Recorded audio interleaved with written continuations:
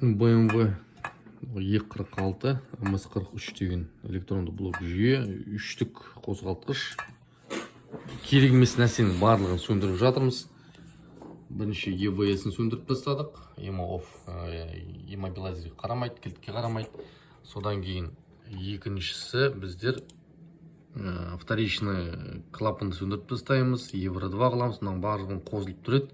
Барлығын сөндіріп тастаған болады. Біз қазір EGR-ді сөндіріп тастаймыз. Міне, қазір қосылып тұр. EGR мен disable қыламыз да сөндіріп тастаймыз. Сосын бұл BMW строкер болғасын лимит 5200, сосын автоматтарда мысал үшін 6500-ден аспайды. Соны 8000, 9000 ортқа дейін көтеруге болады. Осылай толық барлығын картамен өңдеп, жөндеп, обратно қойып тексеретін боламыз. Осылай міне BMW автокөліктеріне прошивка